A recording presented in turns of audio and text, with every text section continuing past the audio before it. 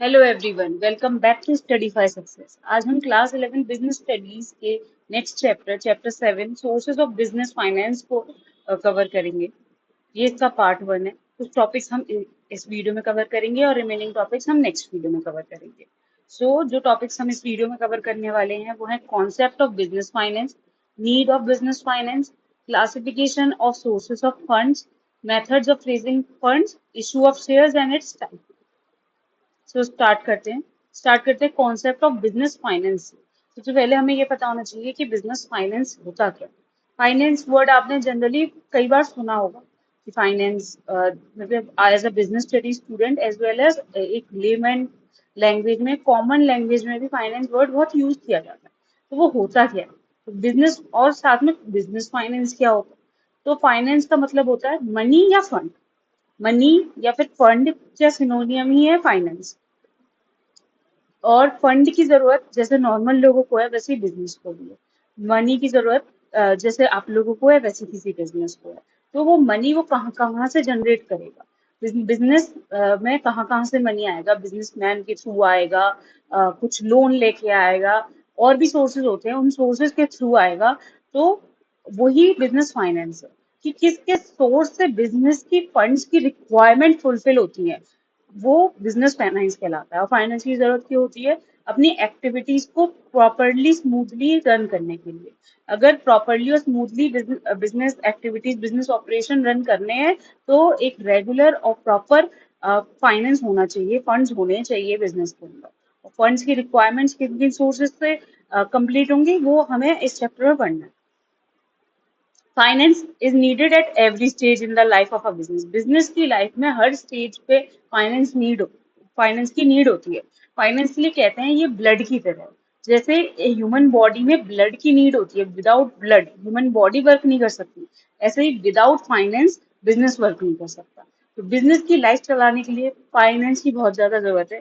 इसलिए finance is like blood और life line of the business. A business cannot function unless adequate funds are made available to it. Business function नहीं कर सकता जब तक educate funds available नहीं होते उसको। अब बिजनेस फाइनेंस की नीड क्या होती है। पहला पॉइंट है fixed capital requirement. Fixed capital requirements को पूरा करने के लिए फाइनेंस की नीड होती है। फिक्स्ड कैपिटल क्या होती है, फिक्स्ड कैपिटल होती है जैसे मशीनरी और प्लांट बिल्डिंग जो फिक्स्ड हो जाए एक जगह, और उसको लेने के बाद जैसे फिक्स्ड एसेट्स होते हैं, फिक्स्ड एसेट्स को लेने के बाद उनको कई सालों तक लेने की जरूरत नहीं है। उसी फिक्स्ड एसेट्स को खरीदने के लिए जो कैपिटल लगेगी उसे फिक्स्ड कैपिटल कहेंगे। तो फिक्स्ड कैपिटल रिक्वायरमेंट्स को फुलफिल करने के लिए बिजनेस फाइनेंस की जरूरत होती है। In order to start a business funds are needed to purchase fixed assets. जब बिजनेस स्टार्ट करते हैं तो फंड्स की जरूरत होती है फिक्स्ड एसेट्स को खरीदने के लिए, जैसे land building plant and machinery, ये फिक्स्ड एसेट्स हैं। The funds required in fixed assets remain invested in the business. और जो फंड्स फिक्स्ड एसेट्स के लिए रिक्वायर्ड होते हैं वो इन्वेस्टेड रहते हैं बिजनेस में बहुत लॉन्ग पीरियड ऑफ टाइम तक। Working capital requirements, working capital क्या होती है, डे टू डे ऑपरेशन करने में जो मनी की जरूरत होती है उसको वर्किंग कैपिटल कहते हैं। फिक्स्ड एसेट्स खरीद लिए, अब फिक्स्ड एसेट्स को चलाने के लिए उसमें ऑयल की जरूरत है तो वो वर्किंग कैपिटल है। लेबर को कुछ लेबर को कुछ मनी देने की जरूरत है, वो वर्किंग कैपिटल है। डे टू डे ऑपरेशन को रन करने के लिए स्मूथली जिस मनी की जरूरत होती है वो वर्किंग कैपिटल होती है। तो इस वर्किंग कैपिटल रिक्वायरमेंट को पूरा करने के लिए भी बिजनेस फाइनेंस की जरूरत होती है। Business needs funds for its day-to-day operations. This is known as working capital requirement. जो बिजनेस को funds day to day operations के लिए चाहिए उसी को हम वर्किंग कैपिटल रिक्वायरमेंट्स कहते हैं। Working capital is required for purchase of raw material. Working capital raw material के परचेज के लिए रिक्वायर्ड होती है, सैलरी पे करने के लिए रिक्वायर होती है, वेजेस रेंट एंड टैक्सेस पे करने के लिए रिक्वायर होती है। Third, diversification. अब कंपनी डाइवर्सिफाई करना चाहती है, अपने ऑपरेशंस को और फील्ड में लाना चाहती है, मल्टी प्रोडक्ट कंपनी बनना चाहती है, तो उसको फंड्स की जरूरत पड़ती है। इसलिए बिजनेस फाइनेंस की डाइवर्सिफिकेशन के लिए भी जरूरत होती है। टेक्नोलॉजी अपग्रेड करनी है, जो टेक्नोलॉजी पहले यूज की जा रही थी अब वो उसमें कुछ इनोवेशन आ गए या वो ओल्ड हो गई, आउटडेटेड हो गई या ऑब्सलीट हो गई। अब उसको अपडेशन की जरूरत है, अपग्रेडेशन की जरूरत है। अपग्रेडेशन के लिए क्या चाहिए, फाइनेंस चाहिए, फंड्स चाहिए। तो बिजनेस फाइनेंस की जरूरत इसलिए भी है। ग्रोथ एंड एक्सपेंशन, किसी भी कंपनी को बिजनेस को अपनी ग्रोथ करनी है, एक्सपेंशन करना है, अपना मार्केट रीच बढ़ाना है या और और प्रोडक्ट लाइंस में जाना है, उसके लिए भी हायर इन्वेस्टमेंट्स की जरूरत होती है और बिजनेस फाइनेंस की और फंड्स की जरूरत होती है। तो ये मेन पॉइंट्स है जिसके लिए फाइनेंस की जरूरत होती है। नेक्स्ट है classification of sources of funds. अब जो सोर्सेज ऑफ फंड्स है, पैसा कहाँ कहाँ से आएगा, तो पैसा कहाँ कहाँ से आएगा उसी को कहेंगे हम सोर्सेज ऑफ फंड्स। अब ऐसा नहीं है कि पैसा सारा बिजनेसमैन के पास ही है, बहुत सारे सोर्सेज से वो पैसा इकट्ठा करता है। हर किसी के पास इतना सारा पैसा नहीं होता कि वो एक जगह लगा दे, मतलब बिजनेस में यूटिलाइज कर ले। तो अलग अलग सोर्सेज से फंड्स को इकट्ठा किया जाता है। कोई एक या दो सोर्सेज से ही करता है, कोई मल्टीपल सोर्सेज से करता है, और बहुत सारे सोर्सेज होते हैं फंड्स को इकट्ठा करने के लिए बिजनेस में। सोर्सेज ऑफ फंड का क्लासिफिकेशन सोर्स तीन बेसिस पे क्लासिफाई कर सकते हैं: on the basis of period, on the basis of ownership and on the basis of source of generation. On the basis of period मतलब time period के हिसाब से, तो लॉन्ग टर्म और short term, sorry long term, medium term और short term, तीन types के on the basis of period. Period मतलब टाइम पीरियड। अब टाइम पीरियड कितने तरह के हो सकते हैं, तीन ही तरह के हो सकते हैं। या तो लंबा टाइम है, मतलब साल भर, 2 साल, इससे ज्यादा का टाइम है, या छोटा टाइम है, शॉर्ट पीरियड हो, महीने, 2 महीने, 4 महीने का हो, ये साल भर तक का हो। मीडियम टर्म जो लॉन्ग टर्म और शॉर्ट टर्म के बीच में, जैसे लॉन्ग टर्म हो गया 5 ईयर से ज्यादा, शॉर्ट टर्म हो गया 1 ईयर से कम। अब जो 1 ईयर और 5 ईयर के बीच का टाइम है वो मीडियम मीडियम टर्म है। तो फंड्स का क्लासिफिकेशन किस हिसाब से उनका पेमेंट करना है, टाइम पीरियड क्या रहेगा उसके पेमेंट का, मतलब उनको वापस करने का, या फिर किसी ने इन्वेस्ट किया तो कितने पीरियड के लिए किया, उसके बेसिस जो फंड्स का क्लासिफिकेशन होता है वो तीन तरह से होता है: long term, medium term and short term. Long term में आते हैं equity shares, retained earnings, preference shares, debentures, loan from financial institution, loan from bank. इन सबको हम डिटेल में पढ़ेंगे। मीडियम टर्म में लोन्स फ्रॉम बैंक आते हैं, बैंक से जो लोन लिया जाता है वो हर तरह का लिया जाता है, शॉर्ट टर्म के लिए भी लिया जाता है, लॉन्ग टर्म के लिए भी लिया जाता है, मीडियम टर्म के लिए भी लिया जाता है। जैसे जनरली मीडियम और लॉन्ग टर्म के लिए लिया जाता है, शॉर्ट टर्म के लिए कोई बैंक से लोन नहीं लेता। Public deposits, loan from financial institution, lease financing. Short term में credit, trade credit, factoring, banks, commercial paper, ये सब शॉर्ट टर्म के इंस्ट्रूमेंट्स हैं जो महीने, 2 महीने, साल भर के अंदर तक के लिए होते हैं। अब next, on the basis of ownership. Ownership, अब ऐसे सोर्सेज जो ओनरशिप दे रहे हैं, लोग जिसने भी वो फंड प्रोवाइड किया उसको ओनरशिप दे रहे हैं, तो वो हो गए ओनर्स फंड। और उसको ओनरशिप नहीं दे रहे, उसको ऐसा क्रेडिटर बना रहे हैं बिजनेस का, या मतलब लोन देने वाला बना रहे हैं, उसको कहते हैं बोरोड फंड, जिससे बोरो किया है बिजनेस ने। इस तरह के सोर्स प्रोवाइडर को या फंड्स प्रोवाइडर को कहते हैं बोरोड फंड्स। और जो ओनर बनाए, जो मतलब जिसने फंड प्रोवाइड किए और वो उससे उसका ओनर बन गया, तो वो है ओनर्स फंड। ओनर्स फंड में इक्विटी शेयर्स और रिटेन्ड अर्निंग होती है, ये ओनर का फंड होता है। मतलब इक्विटी शेयर्स के जो भी मालिक है वो ओनर है कंपनी का या business. borrowed from debentures, loans from financial institution, public deposit, lease financing, commercial paper। Owner की कैपिटल या इक्विटी शेयर्स को वापस नहीं करना है कंपनी को। बोरोड फंड में जो भी चीजें हैं उनको वापस करना है कंपनी को। On the basis of source of generation, source of generation के बेसिस पे दो तरह के होते हैं: इंटरनल सोर्सेज और एक्सटर्नल सोर्सेज। इंटरनल सोर्सेज मतलब जो कंपनी या बिजनेस के अंदर के लोगों ने, मतलब जो उससे रिलेटेड लोग हैं, उन्होंने प्रोवाइड किए फंड, तो वो है इंटरनल सोर्सेज। और जो कंपनी से बाहर के लोगों ने प्रोवाइड किए वो है एक्सटर्नल सोर्सेज। इंटरनल दो ही होते हैं: इक्विटी शेयर कैपिटल और रिटेन्ड अर्निंग। इंटरनल सोर्सेज कौन प्रोवाइड करेगा, जो उसका ओनर होगा। ओनर फंड और इंटरनल सोर्सेज एक ही जैसे हो गए: इक्विटी शेयर कैपिटल और रिटेन्ड अर्निंग्स। एक्सटर्नल सोर्सेज में जो इसके अलावा जितने सोर्सेज हैं सब एक्सटर्नल, फाइनेंशियल इंस्टीट्यूशन से लोन लिया, बैंक से लोन लिया, प्रेफरेंस शेयर जरूर हैं पर वो मालिक नहीं होते हैं। मालिक होते हैं मतलब इतना इतना इक्विटी शेयर जितने मालिक नहीं होते, उनको इंटरनल नहीं माना जाता क्योंकि इनका पैसा वापस करना पड़ता है। Public deposits, debenture, lease financing, commercial paper, trade credit and factory. अब मेथड्स ऑफ रेजिंग, ये हमारा हो गया classification of sources of fund. अब देखेंगे मेथड्स ऑफ रेजिंग फाइनेंस। अब method of raising finance mainly दो ही हैं कि शेयर इशू करके या फिर कुछ लोन समथिंग इशू करके या डिबेंचर्स वगैरह इशू करके। तो पहले हम देखेंगे issue of share, share issue करके कैसे रेज किया जाता है फंड, या क्या टाइप्स होते हैं इसके। तो capital obtained by issue of shares is known as share capital. जो कंपनी या बिजनेस में शेयर इशू करके कैपिटल ऑब्टेन की जाती है। शेयर इशू किया, किसी को इशू किया, उसने मनी दिया, शेयर लिया। अब मनी दिया वो भी तो वो कहाँ पे आएगा, बिजनेस के पास ही तो आएगा। तो वो बिजनेस के पास आया, मनी बिजनेस का हो गया, अब वो उसकी कैपिटल होगी। अब जो कैपिटल इशू की जाती है शेयर्स को, सॉरी जो कैपिटल ऑब्टेन की जाती है शेयर्स को इशू करके, उसको कहते हैं हम शेयर कैपिटल। जैसे the capital of a company is divided into small units called share. Share क्या होते हैं? जो कंपनी की टोटल कैपिटल होती है उसको छोटे छोटे छोटे छोटे पार्ट्स में डिवाइड किया जाता है। तो उन छोटे छोटे पार्ट्स को, छोटी छोटी यूनिट्स को, स्मॉल यूनिट्स को हम शेयर कहते हैं। कंपनी की टोटल कैपिटल स्मॉल यूनिट्स में डिवाइडेड होती है और एक यूनिट को हम शेयर कहते हैं।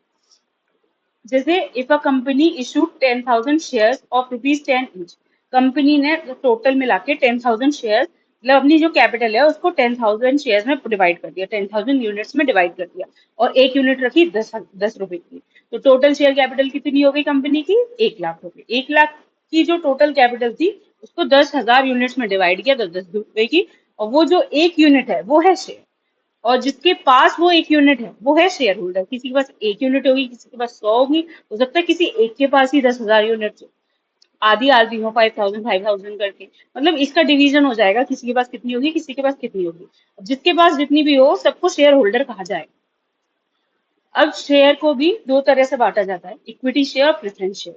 मेन मालिक इक्विटी शेयर होते हैं, प्रेफरेंस शेयर भी मालिक होते हैं, बट इनका अमाउंट रिपेबल होता है। इनको हम दोनों को अब डिटेल में देखेंगे। पहले equity share. Equity share represent the ownership of a company. Equity share ownership represent करती है कंपनी की, मतलब रियल जो ओनर होते हैं कंपनी के वो इक्विटी शेयर होल्डर्स ही होते हैं। They have the right to vote, उनके पास राइट टू वोट होता है, राइट टू पार्टिसिपेट होता है मैनेजमेंट में। Right to vote and right to participate in the management, इनके पास दोनों राइट्स होते हैं। ये ओनर, पहला है ये ओनरशिप को रिप्रेजेंट करती है कंपनी में। दूसरा, इक्विटी शेयर होल्डर्स के पास राइट टू वोट होता है कंपनी में। जो भी डिसीजंस लिए जाएंगे इनके वोट, इक्विटी शेयर होल्डर्स के वोट के बाद ही लिए जाएंगे। और मैनेजमेंट में पार्टिसिपेट करने का भी इन्हें पूरा राइट होता है, क्योंकि ये रियल ओनर्स होते हैं। इनके एडवांटेजेस क्या है? Permanent capital, equity share capital permanent है, इंपॉर्टेंट सोर्स है फाइनेंस का, लॉन्ग टर्म सोर्स है। इसको जब तक कंपनी बंद नहीं होगी इनको पैसा वापस करने की जरूरत नहीं होती है। अब वो इक्विटी शेयर मार्केट में ट्रेड होते हैं, इधर से उधर एक दूसरे को ट्रांसफर कर देते हैं लोग, वो बात अलग है। बट कंपनी के पास जो पैसा पहुंच गया, अगर वो बंद नहीं हो रही, जब डिसॉल्व नहीं हो रही, तब तक पैसा वापस करने की जरूरत नहीं है, तो वो परमानेंट कैपिटल का सोर्स है। No charge on assets for raising funds, मतलब ऐसा, नो चार्ज ऑन एसेट्स का मतलब है कि किसी को किसी से कंपनी अगर लोन लेगी तो कुछ गिरवी रखेगी। कुछ गिरवी रखेगी, क्या रखेगी? एसेट ही को, एसेट को ही तो गिरवी रखेगी। और जिससे लोन लेती है तो क्या होता है, जो जिसने लोन दिया वो एसेट्स पे आके अपना चार्ज क्लेम करता है कि अब तुम लोन नहीं पे कर पा रहे तो हमारे एसेट्स हो गए, ये एसेट हमारा हो गया। पर ये जो शेयर होल्डर्स होते हैं, इक्विटी शेयर होल्डर्स, उनका कोई चार्ज नहीं होता है एसेट्स पे। वो खुद मालिक है, उनको जो मिलेगा कंपनी से मिलेगा। अगर इनकेस पे नहीं कर पा रहे तो वो क्लेम नहीं कर सकते कुछ। अगर कंपनी पे नहीं कर पा रही उनको तो क्लेम नहीं कर सकते और एसेट्स को क्लेम नहीं कर सकते। रिटर्न हाई होते हैं। रिस्क है इक्विटी शेयर में, कंपनी ने काम नहीं किया तो उनको लॉस हो जाएगा, तो कंपनी बहुत अच्छी चली तो उनको प्रॉफिट होगा, तो हायर रिटर्न्स होते हैं। हायर रिस्क होता है और हायर रिटर्न्स होते हैं। कंट्रोल, इक्विटी शेयर्स के पास राइट होता है वोट का और पार्टिसिपेट का मैनेजमेंट में, और कंपनी पे वो कोई बर्डन नहीं होता, क्योंकि उनका डिविडेंड पे करना कंपलसरी नहीं होता। अगर प्रॉफिट हुआ है तो पे किया जाएगा, कम प्रॉफिट हुआ है तो कम पे किया जाएगा, अगर लॉस हुआ है तो कुछ पे नहीं किया जाएगा, इवन लॉस में उनको हिस्सा दिया जाएगा। तो वो बर्डन नहीं होते कंपनी के ऊपर। अब इनकी लिमिटेशन क्या है? एक तो रिस्क फैक्टर है, प्रॉफिट ज्यादा है बट रिस्क फैक्टर है, क्योंकि डिविडेंड कंपलसरी नहीं है, और उनकी वैल्यू डाउन भी हो सकती है, तो एक रिस्क फैक्टर रहता है। हायर कॉस्ट है, प्रेफरेंस शेयर को इशू करने से ज्यादा इक्विटी शेयर को इशू करने में कॉस्ट ज्यादा लगती है। और इक्विटी शेयर इशू करना एक टाइम कंज्यूमिंग प्रोसेस है, काफी प्रोसीजर के थ्रू फिर equity share issue depends on share market condition. Share market से भी वगैरह की कंडीशंस के अकॉर्डिंग ही इशू होता है, जिसमें थोड़ा टाइम लग जाता है और कॉस्टली मेथड होती है। नेक्स्ट है प्रेफरेंस शेयर। पहला टाइप का शेयर इक्विटी शेयर, दूसरी तरह के शेयर होते हैं preference shares. Preference shares are considered safer in investment. Preference share मालिकाना हक तो देते हैं, वो सेफर ऑप्शन होते हैं इन्वेस्टमेंट का, इसमें थोड़ा रिस्क कम होता है। ऐसे शेयर जो इक्विटी शेयर नहीं है वो प्रेफरेंस शेयर है। They receive dividend at fixed rate. इनमें डिफरेंस क्या है कि इक्विटी शेयर को जो बच गया, जो प्रॉफिट बच गया तो उसमें से मिलेगा, उसमें से डिविडेंड मिलेगा। और अगर लॉस हुआ तो कोई डिविडेंड नहीं मिलेगा, लॉस में से हिस्सा मिलेगा।